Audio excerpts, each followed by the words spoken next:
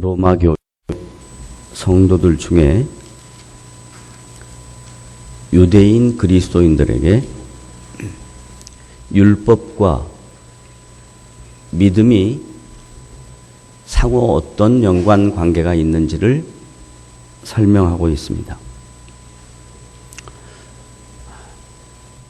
왜 이 내용을 사도 바울은 계속해서 추적하냐면, 초대교회가 말씀 위에 굳게 서고 복음의 본질과 내용을 정확하게 세워놔야 주님 오시는 그날까지 이 땅에 있는 모든 교회가 초대교회에 세워진 전통과 그리고 말씀 위에 세워진 내용들로 하나님이 기뻐하시는 교회로 세워질 수 있기 때문에 이 내용들을 반복적으로 강조합니다. 지금 우리가 살고 있는 이 시대에 교회는 초대교회로부터 약 2000년이라는 시간이 흘렀습니다. 그리고 이 교회의 역사는 예루살렘 마가의 다락방에서부터 시작해서 소수의 무리로 시작해서 전 세계의 5대양 6대주의 주님의 교회가 펼쳐져 있습니다. 그 가운데 크게 로만 캐토릭이라고 하는 로마 천주교회와 개신교, 그리고 동방 정교회, 러시아 정교회 등등의 모습으로 교회의 외형과 그리고 교리가 조금씩 다르게 되었습니다. 그럼에도 불구하고 예수를 믿는 모든 성도들은 교리의 다름이나 전통과 예식의 문제가 아니라 성경에서 우리에게 가르쳐주는 신앙의 본질과 복음의 내용이 무엇인가가 신자의 신자됨의 표지입니다. 내가 신자인가 아닌가는 내가 지금까지 신앙생활 해왔던 교회 안에의 전통과 예식으로 자신의 신자의 정체성을 자리매김하는 것이 아니라, 신자의 정체성의 자리매김은 하나님의 말씀으로부터 출발합니다. 왜냐하면 하나님의 말씀은 하나님 자신이기 때문에 그렇습니다. 그리고 다 같이 우리 모두 하나님의 말씀이 하나님의 자신인 것을 이 시간 다 같이 고백합니다. 하나님의 말씀은 하나님의 자기 계시입니다. 그래서 그 하나님의 말씀 안에 지금 로마서 본문 오늘 읽은 내용은 사도 바울이 로마 교회 구성원들 중에 유대인 그리스도인들은 교회를 나오고 예수를 믿고 신자가 되었음에도 불구하고 그들의 가치관과 고정관념 속에 자리 잡고 있는 이 율법의 문제를 해결을 못합니다. 이 율법의 문제는 행위에 근거합니다. 그래서 같이 신앙생활하는 공동체를 바라보면서 자기 자신의 연약함과 허물은 잘 못 보고 자꾸 상대방의 허물과 연약함이 보이고 그것을 자기의 주관적인 판단으로 비판하고 정죄하는 기능이 율법의 기능이 되어버렸습니다. 하나님의 언약 백성들에게 율법을 주실 때의 목적은 남을 비판하고 정죄하는 기능으로 율법을 준 것이 아니라 하나님이 어떤 분인가를 잘 알게 하기 위하여 주셨고, 그리고 하나님의 백성들이 이 땅에 살면서 서로 어떤 유익을 끼치고 살아야 할 것인가를 설명해 주시기 위해서 율법이라는 것을 주셨고, 그 율법의 기능과 목적은 하나님을 높이며 사람들과 함께 어우러서 아름다운 삶을 영위해 가는 것이 율법의 가치와 목적이었습니다. 그런데 하나님이 주신 율법의 가치와 목적이 시간이 지나면서 변질이 되어서 자기를 지키고 남을 비판하고 정죄하는 매우 잘못된 기능으로 율법이 변질되어서 로마 교회 안에 있던 유대인 그리스도인들도 그런 변질된 율법 때문에 신앙생활을 하면서도 신자의 신자됨의 자리매김, 자신의 정체성이 혼돈을 일으킵니다. 그래서 사도 바울은 그런 로마 교회 유대인 성도들에게 율법을 다시 한번 설명합니다. 따라합시다. 율법은 예수 그리스도에 의해서 완성되었다. 예, 그러니까 예수님이 오시기까지 하나님은 하나님의 언약 백성들에게 하나님 자기를 계시하기 위한 방편으로 율법을 주셨습니다. 그런데 그 율법의 모든 완성으로, 마침으로, 종결자로 예수 그리스도가 하나님이시지만 인간의 몸을 입고 이 땅에 오셨습니다. 예수 그리스도가 오심으로 인해서 구약의 모든 율법은 예수님에 의해서 다시 해석이 되어야 합니다. 구약의 모든 율법은 예수님에 의해서 복음적으로 회복이 되어야 합니다.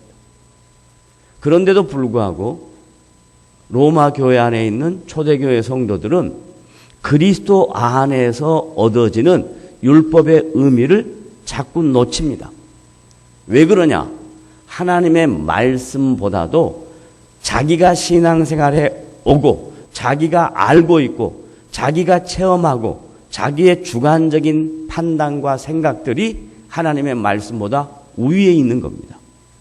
마찬가지로 우리들도 신앙생활하면서 하나님이 모든 보편적이고 객관적인 진리를 여러 세대 모든 민족에게 하나님의 말씀을 주셨는데 자기 입장에서 그 말씀을 주관적으로 이해하고 생각해서 객관적이고 보편적인 진리보다 자기의 체험, 자기의 경험, 자신의 판단, 자신의 기준으로 신앙을 곡해하는 지체들이 지금도 있을 수가 있습니다. 그래서 이 로마서 오늘 본문의 말씀은 초대교회 로마 성도들에게만 준 말씀이 아니라 저와 여러분들이 이 땅에서 신앙생활하면서 신자의 정체성을 재점검하고 바로 자리매김해서 어떻게 우리가 성도로서 살아가야 할 것인가 하는 것을 다시 한번 생각해 보아야 할 말씀의 내용입니다.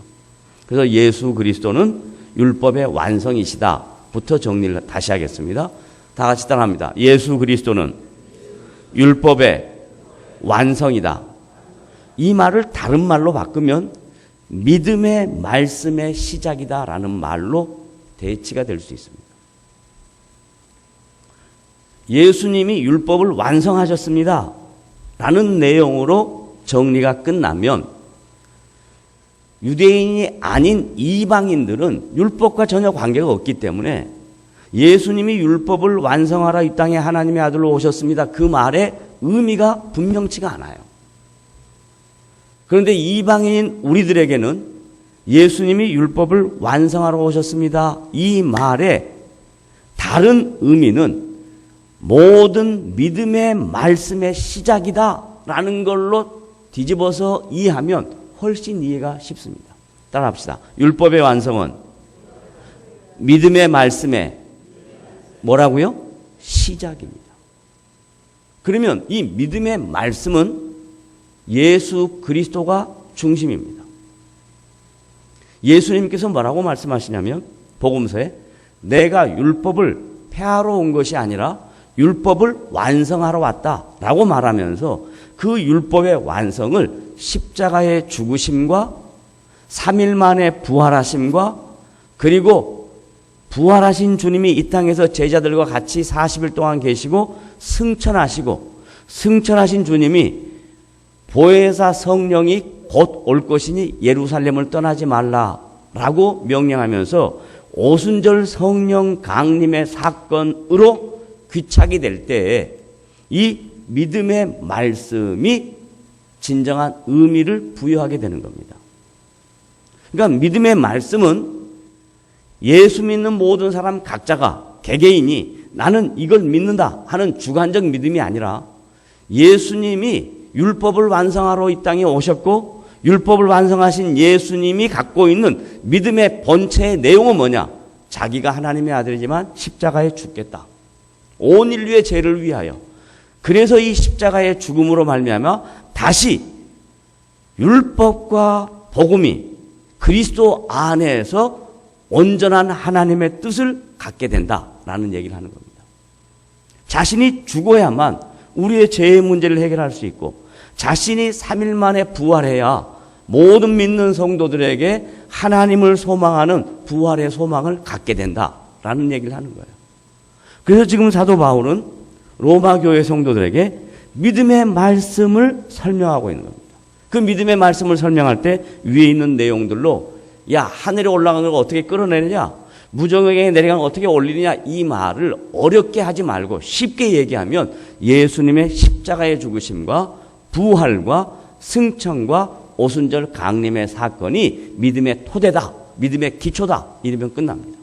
다시 한번 정리하겠습니다. 믿음의 기초는 예수님의 십자가와 부활과 승천과 오순절 강림입니다. 그럼 이 사건들이 역사 속에 실제적으로 일어났단 말이에요.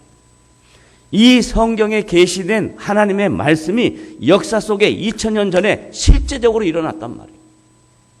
그리고 난 이후부터 예수 믿는 사람들이 생기기 시작됩니다. 그 예수 믿는 사람들이 여러 지역에 흩어져서 주님의 교회를 세웁니다. 그게 초대 교회들입니다. 아이러니한 것은 이번 여름 7월 셋째 주부터 오후 예배 시간에 기독교 역사를 영상으로 쭉 살펴볼 텐데 초대 교회가 예루살렘으로부터 시작해서 소아시아의 7교회 그리고 여러 다양한 지역에 교회들이 생겼는데 2000년이 지난 지금 그 초대 교회를 가보면 초대 교회는 유적지로 남아있고 거기에 있는 지역의 사람들은 대부분 이슬람화되어 있습니다. 이건 무엇을 의미할까요? 이건 뭘 의미하겠습니까?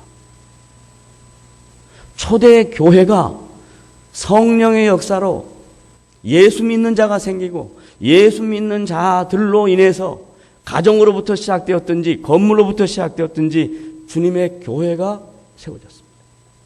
교회의 주인은 예수 그리스도이십니다. 그러면 예수 그리스도는 2000년이라는 시간 동안 초대 교회의 역사의 주인공이시고 그 교회의 머리 되시니까 초대 교회가 지금까지 든든하게 자리 잡고 그 지역에 수도 없이 많은 성도들이 있어야 될 텐데 아이러니하게 성도들은 없습니다. 유적지에 가보면 다 폐허가 된 2000년 역사의 흔적만 남아있습니다.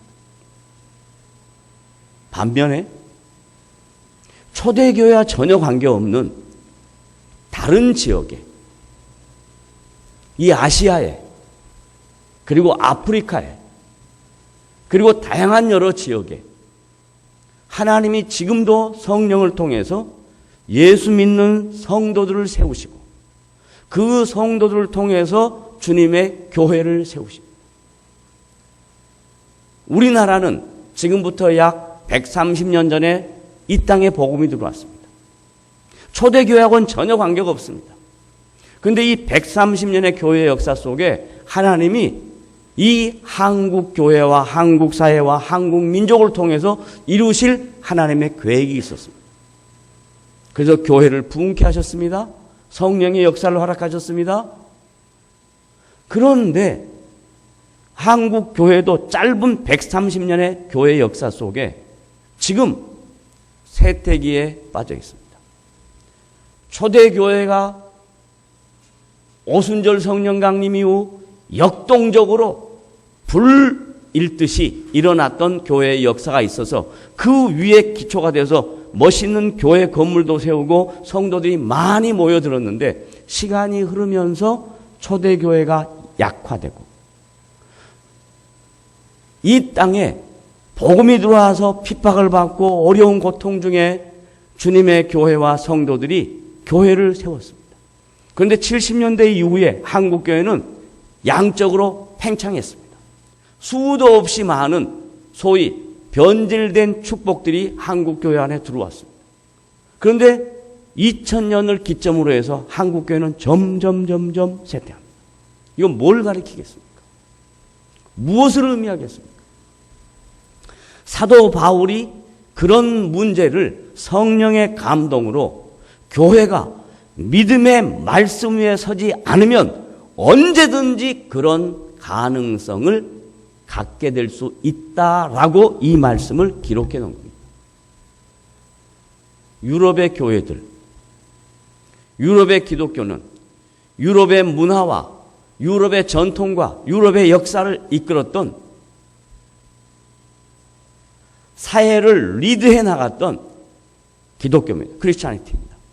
그런데 지금 유럽의 문화와 유럽의 교회의 모습은 점점 이슬람화되고 그 유럽 사회의 교회의 기능과 교회의 역할과 교회가 감당해야 될 사명들은 거의 사라지고 없습니다.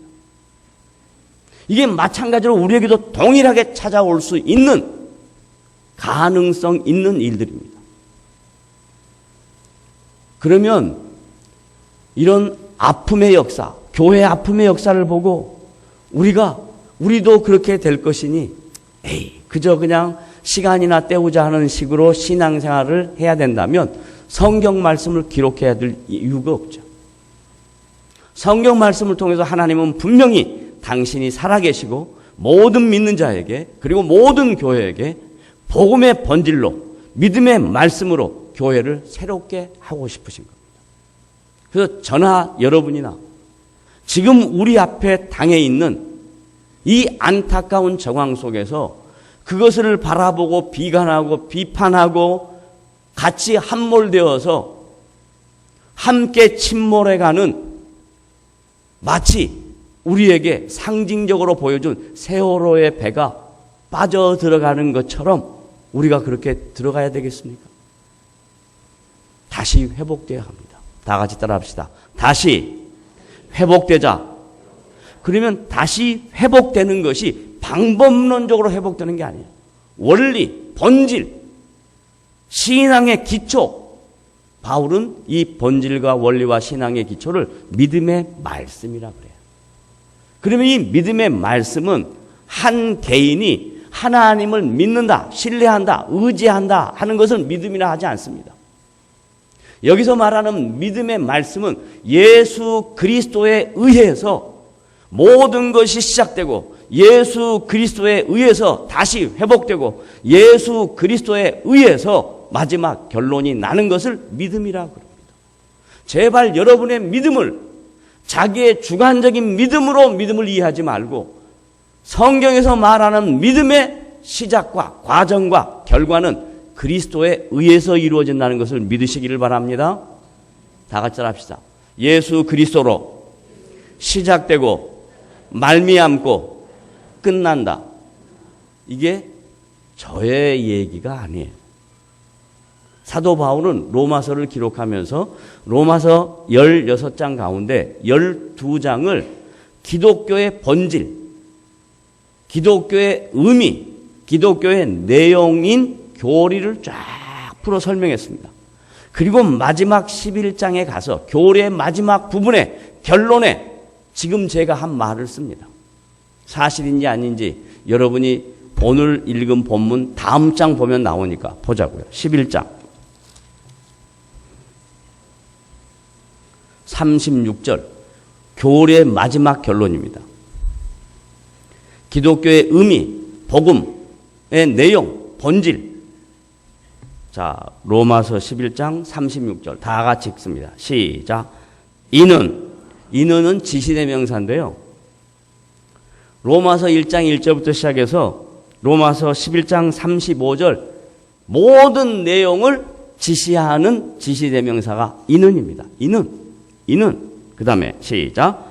만물이 주에게서 나오고를 다른 말로 시작. 그 다음에 주로 말미암고 과정. 그 다음에 마지막 시작. 주에게로 돌아감이라. 뭐예요? 결과. 그러니까 시작과 과정과 끝, 결과가 누구로부터 시작된다고요? 예수 그리스도. 이걸 다른 말로 말하면 믿음이라고 얘기하는 겁니다. 근데 우리는 믿음을 예수 그리스도로부터 시작되고 말미암고 끝난다라고 생각하지 못하고 믿음을 자꾸 자기가 이해하고 있고 체험하고 자기가 알고 있는 하나님이라는 막연한 그림으로 믿음을 이해한단 말이에요. 그러니까 이 믿음이 전부 다 다른 거예요. 전부 다. 성도들끼리 얘기하면서 여러분이 믿음의 사람이 교제하는 내용 중에 믿음이 다 달라요. 왜 그러냐면 자기 입장에서 믿음을 얘기하니까. 근데 성도들이 믿음을 얘기할 때 믿음이 다 같아야 돼요. 뭐라고 얘기하느냐? 그 믿음의 내용 가운데 그리스도가 나와야 돼요. 예수님이 나와야 돼요. 근데 우리의 대화 중에 믿음을 얘기하는데 예수님은 하나도 안 나와요. 왜 그럴까요? 믿음의 의미와 본질과 내용을 잊어버렸기 때문에 그렇습니다. 그것이 초대교회가 지금 역사의 유물로 남는 폐허의 모습이고 유럽의 교회가 이슬람으로 변질된 모습이고 한국 교회가 지금 쇠퇴의 길로에 들어선 모습의 결과입니다. 다시 한번 모든 믿는 사람들이 모든 성도들이 내 믿음의 시작과 과정과 끝은 예수 그리스도다. 이 고백이 회복되어야 정상적인 믿음의 기초 위에 설 수 있다라는 얘기입니다. 다 같이 따라합시다. 예수 그리스도가 믿음의 시작이요, 과정이요, 끝입니다. 그러니 이제 이건 알겠는데 예수님이 우리에게 믿음의 시작과 과정과 끝을 막연한 것으로 믿음을 설명하지 않았어요. 예수님은 이 믿음의 내용을 계시, 말씀, 자기 현현, 자기를 드러냄 이걸 우리가 이해할 수 있는 글로 믿음을 구체화시켰어요. 믿음을 내 체험으로 구체화시킨 게 아니라 믿음을 당신의 말씀으로 구체화시켰어요. 그래서 뭐라고 얘기했냐면 바울이 믿음의 말씀이다 이렇게 이야기해요. 믿음의 체험이다. 믿음의 은사다. 믿음의 신유다. 믿음의 기적이다. 이렇게 하지 않고 믿음의 말씀이다. 믿음의 말씀이다. 이 말씀이 뭐냐? 하나님 자기 자신이거든요. 말씀이 뭐냐? 하나님의 마음이거든요. 말씀이 뭐냐? 하나님의 뜻이거든요. 말씀이 뭐냐? 하나님이 우리에게 요구하는, 성도에게 요구하는 하나님 자신의 의지거든요. 이 믿음의 말씀에 대하여 흔들림이 없어야 돼요. 그래서 히브리서 저자가 초대교회 성도들이 믿음 생활하는데 다 갈등하는 거예요. 왜 갈등하냐면 어떤 사람은 은사를 받아서 뭐 예언을 하고 방언을 하고 치유의 은사를 하고 막 그러는데 이게 다 다르단 말이죠. 그러니까 그걸 받지 못한 사람들 속에 나는 하나님을 사랑하지 않나 봐. 은사가 없으니까. 그래서 성경은 뭐라고 말하냐면 하나님은 모든 성도에게 각양각색의 은사를 주셨다. 이렇게 얘기합니다. 따라합시다. 하나님은 나에게 은사를 주셨다. 이 말은 적어지죠. 왜냐하면 자기가 자기를 돌아보면 은사가 없다고 생각하거든요. 아니에요. 발견하지 못할 뿐이에요. 하나님은 우리 모두에게 각양각색의 은사를 주셨어요. 따라합시다. 하나님은 나에게 각양각색의 뭘 주셨다? 은사를. 그러면 은사를 왜 주셨냔 말이에요. 대부분 은사를 받은 사람은 내가 다른 사람보다 우월하다고, 그러니까 내가 은사를 갖고 있다고 착각을 해요. 또 은사를 못 받은 사람은 저 사람은 은사를 받았는데 나는 은사가 없으니까 내가 열등하다고 생각해요. 근데 성경은 뭐라고 말하냐면 은사가 없는 것이 은사라 그래요. 기가 막혀요. 뭐가 없는 것이 뭐라고요? 은사가 없는 것 같은데 그게 은사라는 거예요. 왜 그러냐? 하나님이 은사를 누구한테 줬냐면 연약한 자한테 줬대요. 은사를 훌륭한 사람한테 준 게 아니고 연약한 사람한테 줬대요. 그래서 그 연약한 사람이 은사를 통해서 하나님이 계시는구나 하는 것을 알게 하시기에 은사를 준 거예요. 근데 우리는 거꾸로 생각해서 은사는 내가 대단하니까 내가 받았다고 착각을 한단 말이에요. 못 받은 사람은 왜 나는 못 받는가 하고 갈등한다 이 말이에요. 성경은 그렇게 말하지 않아요. 하나님은 가장 약한 자에게 은사를 주신다고 해요. 그러면 나한테 만약에 은사가 없다면 내가 어떤 자예요? 나는 있지만 만약에 내가 은사가 없다고 한다면 내가 어떤 자예요? 다시, 하나님은 은사를 누구한테 준다고요? 약한 자한테. 그럼 제가 은사가 없어요. 그럼 내가 뭐예요? 강한 자인 거예요. 자기가 생각할 때 자기가 은사가 없다고 생각하는 사람 한번 손 들어봐요. 창피하니까 안 들지? 그러면 은사 있다고 하는 사람 손 들어봐요. 여기 앞에 계신 우리 휠체어 타신 권사님도 자기가 은사가 있다고 그래. 얼마나 감사한지 할렐루야. 그런데 만약에 은사가 없다고 생각하는 사람은 하나님이 나를 강하게 트레이닝하는 거야.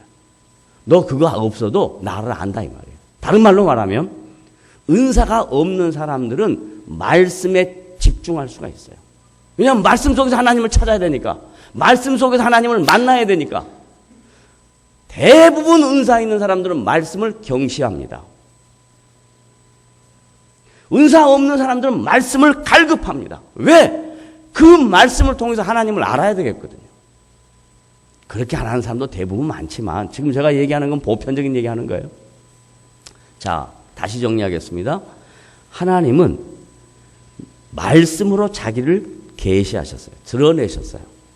그래서 말씀으로 모든 신자들의 믿음의 근거와 믿음의 본질과 믿음의 내용을 시작하는 거예요. 그 가운데 초대교회 성도들이 너무 핍박을 받고 고통을 당하니까 아니 하나님이 살아계시면 왜 우리를 이렇게 핍박받게 하고 고통당하게 합니까? 하고 갈등을 합니다. 그래서 초대교회 성도들 안에 교회에서 이탈하는 현상이 생깁니다. 그게 뭐냐면 이단들입니다. 이단들은 초대교회 때부터 뭘 자꾸 얘기하냐면 야 하나님이 살아계신다면 뭔가 대단한 게 있어야 되지 않겠냐 하면서 다양한 표적과 이적과 기적들을 드러냅니다. 그러면 사람들은 이 초자연적인 것을 보고 혹 빠집니다.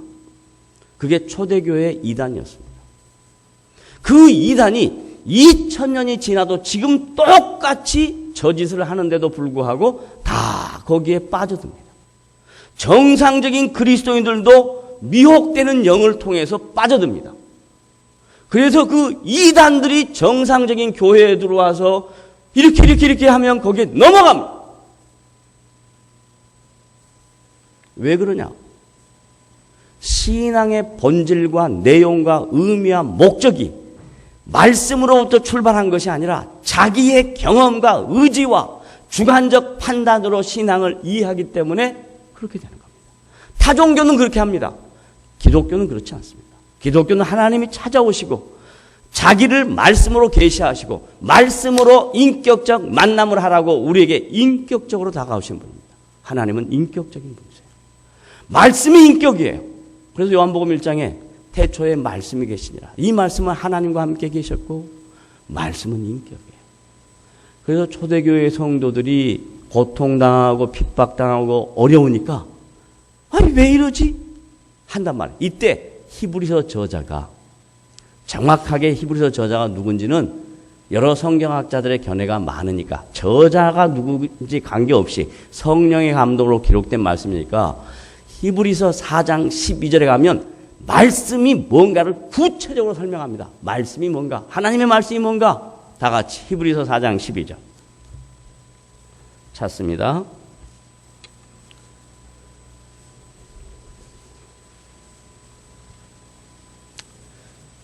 찾으셨으면 다 같이 읽습니다. 시작.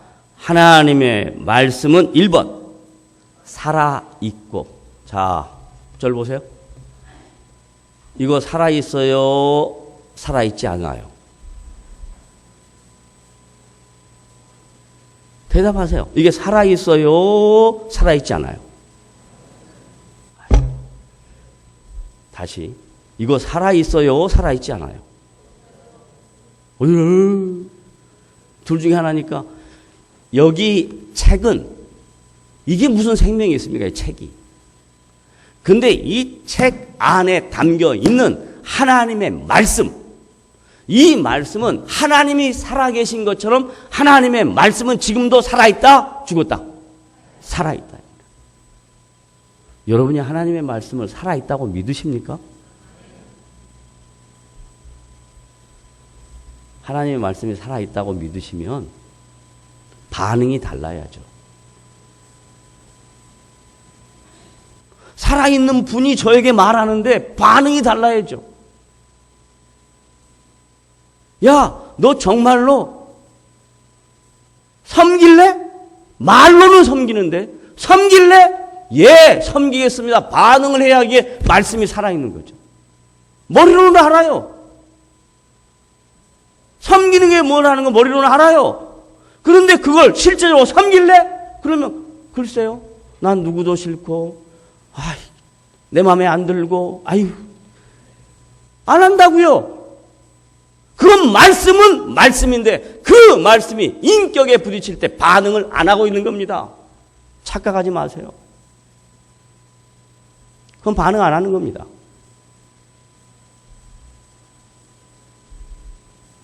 말씀은 살아있다. 그 다음 두 번째. 말씀은 뭐라 그래요? 하나님의 말씀은 살아있고 뭐라고요? 활력이 있어. 저는 이 지금 성경보다 그전 성경이 훨씬 더 좋다고 해요. 운동력이 있어 그럽니다. 활력, 이 말은 잘 이렇게 한문 혹은 한자를 잘 모르는 사람에게는 잘 이해가 안 돼요. 활력 그러면 젊은 사람들은 뭐 생각하냐면 활력 그러면 다른 생각해요. 다른 생각. 자, 활력, 운동력이 있어. 이 말은 하나님의 말씀이 살아있다는 게 전제가 되기 때문에 우리의 심령 속에 딱 떨어지면 거기에서 사람마다 다르지만 반응이 일어난다는 거예요. 반응이 일어나야 운동력이 있는 거예요. 반응이 일어나야. 주일날 말씀을 듣고 이 말씀이 일주일 내 생활 속에 의미가 있으려면 이 말씀에 대하여 반응을 해야죠. 반응을. 그게 운동력이 있는 거예요. 그게 운동력이 있는 거예요. 말씀은 들었는데, 그러니까 이런 말은 조심하시길 바랍니다. 어떤 목사님 말씀은 너무 좋아. 그게 여러분하고 뭔 관계가 있어요? 뭔 관계가 있냐고요? 잘 생각해봐요. 좋은데 좋은 것이 나에게 무슨 의미가 있냐고요. 그걸 받았으면 받은 말씀이 사람의 말이 아니고 하나님의 말씀이라고 믿어지면 내가 반응을 해야지. 반응을. 이게 인격이지. 말씀이 살았고 운동력이 있어 반응을 해서 그 반응이 어떠냐면 보세요. 기가 막혀요. 성경은 너무너무 분명해요. 반응이 있어. 그 다음 뭐라 그래요? 좌우의 날선 어떤 검보다 예리하대. 여러분, 제가 언젠가 아이고 시간이 많이 갔네. 자, 정리하겠습니다. 빨리. 무슨 이 텔레비에서 나와서 광고해가지고 파는 칼이 있더라고요. 소위 장미칼이더만요. 그래서 제가 그거 보다가 너무 신기해가지고 야, 저거 하나 있으면 좋겠다. 근데 살 기회는 없었어요. 어떤 사람이 가져왔어요. 장미칼이라고. 이게 목사님 장미칼입니다. 그리고 제가 그 장미칼을 써보니까 장미칼이 아니야. 무뎌도 그런 무딘 칼이 없어. 세상의 광고는 이렇게 우리를 갈등하게 만듭니다. 텔레비에서 나온 대로 보고 믿고 인정하고 구입했다가 얼마나 낭패를 많이 당합니까? 그런데 성경에서 말하는 좌우의 날선 검은요, 뭘 쪼개기까지 하냐면 한번 가만히 생각해 보세요. 영, 혼, 골수, 다른 말로 말하면 인간의 모든 인격체를 가리키는 겁니다. 여러분을 변화시킬 수 있는 것은 부모의 교훈 아닙니다. 여러분을 변화시킬 수 있는 것은 훌륭한 선생님의 리더의 가르침이 아닙니다. 여러분을 변화시킬 수 있는 것은 이 세상의 모든 정보와 지식이 아닙니다. 여러분을 변화시킬 수 있는 유일한 방법은 하나님의 말씀밖에 없습니다.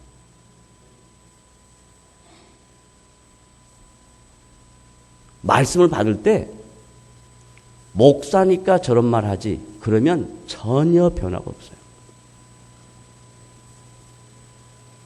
하나님은 저같이 부족한 사람을 세워놓고 하나님 자신을 증명하고 있어요. 여러분이 지금 이 시간에 증거되어지는 말씀이 하나님의 말씀이다라고 받으면 내 이 강팍한 심령이 난도질 당하기 시작합니다. 깨집니다. 하나님 말씀 아니고는 절대로 우리를 바꿀 수가 없습니다. 이 견고한 진을 무너뜨릴 수 있는 유일한 방법은 하나님 말씀밖에 없습니다. 여러분이 하나님의 말씀을 사모하십시오. 여러분이 하나님의 말씀 앞에 굴복하십시오. 여러분이 하나님의 말씀 앞에 반응하십시오. 그러면 변화가 생깁니다. 그러지 않고는 역사는 일어나지 않습니다. 그러지 않고는 우리 한국교회도 초대교회나 유럽교회나 앞선 선진 기독교 국가의 모습을 그대로 따라갈 수밖에 없는 현실이 우리 앞에 당장 놓여 있습니다. 정신을 바짝 차리시고 하나님의 말씀 앞에 그 말씀 앞에 내가 서야 되겠다라는 각오로 하나님을 사랑한다 말로 하지 말고 하나님을 사랑하는 사람은 말씀을 사랑합니다. 하나님은 자기 자신을 말씀으로 드러내셨지 뭐 이상한 일들로 드러내지 않았어요. 기도하면 막 흰 구름 당국에서 빡 나타나고 알라딘 램프예요? 뭐 해줄게? 이거 아니에요. 하나님은 말씀 속에서 여러분에게 인격에게 호소합니다. 너 내 말이 우선이냐? 너의 생각이 우선이냐? 너 내가 말하는 이 믿음의 본질이 우선이냐? 환경을 이해하고 분석하는 게 우선이냐라고 주님이 말씀한단 말이에요. 사람의 말이 우선이냐? 하나님의 말씀이 우선이냐라고 여러분에게 지금도 묻는다고요. 그러면 여러분이 반응하셔야 합니다. 하나님의 말씀이 우선입니다. 하나님의 말씀만이 나를 살리고 하나님 말씀만이 나를 회복시킬 수 있고 하나님 말씀만이 우리를 변화시킬 수 있는 것을 믿습니다 라고 고백할 때 여러분의 인생 속에 변화가 시작될 줄로 믿으시기를 바랍니다. 믿음의 말씀입니다. 그 다음에 또 하나님의 말씀은 마지막 결론입니다. 마음의 생각과 뜻을 판단한대요. 저는 이 말씀 앞에 다음 기회에 있으면 또 한 번 더 구체적으로 설명을 하겠습니다. 마음의 생각을 판단하신다. 말씀으로. 예수님은 하나님의 하나님 되심을 설명할 때 너희의 머리털까지 세신다 그랬어요. 그래서 어떤 분이 집에 돌아가가지고 머리털을 세다가 죽었다는 거 아닙니까? 왜 죽은 줄 아세요? 10,000개는 씌었는데 그 다음 실 때 또 잊어버려요. 그러니까 또 어떻게 되겠어? 다시 하나. 그렇게 계속 하다가 그냥 획 돌아가지고 죽었다는 거예요. 지금 이건 가공의 얘기입니다. 제가 하는 말이 뭔 말이냐면 하나님은 우리의 머리털까지 세신다. 이 말은 우리의 마음의 생각과 동기와 우리 안에 있는 이 더럽고 추악하고 완악한 것까지 다 아시는데 그런데도 불구하고 모른 척 하신다. 이런 뜻입니다. 그리고 기다리신다.